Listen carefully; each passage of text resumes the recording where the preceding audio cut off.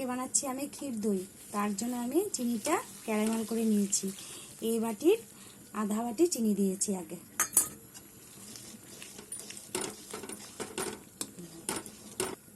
এখন দিয়ে দিলাম এই বাটির অল্প জল।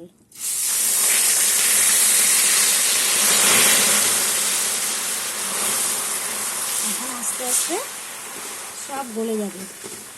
এখানে ভয় পাওয়ার কিছু নেই, আস্তে আস্তে চিনিটা সম্পূর্ণ গলে পাতলা হয়ে যাবে।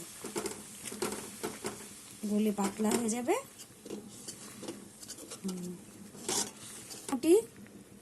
আমার ক্যারামেল হয়ে গেছে। এখন আমি 1 লিটার দুধ আগের থেকে জাল দিয়ে ঘন করে রেখেছিলাম, এটা এখন দিয়ে দেব। দিয়ে দিলাম আর দেব অল্প ঘি। দিয়ে দিলাম একটু ঘি।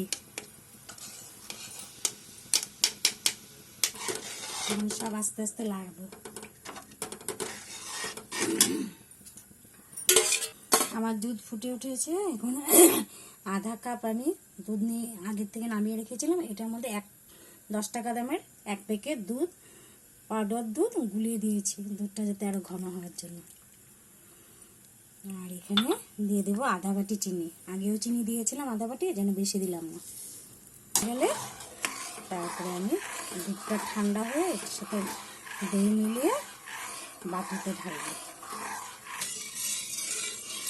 আমি 100 গ্রাম টক দই নিয়েছি, দুটা বাটির মধ্যে অল্প লাগিয়ে নিয়েছি।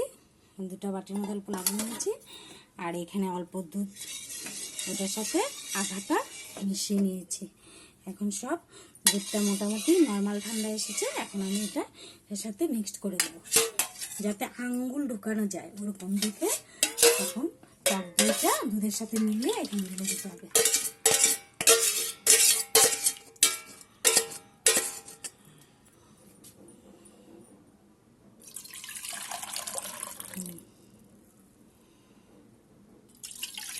একটু পরে আবার দেখাচ্ছি।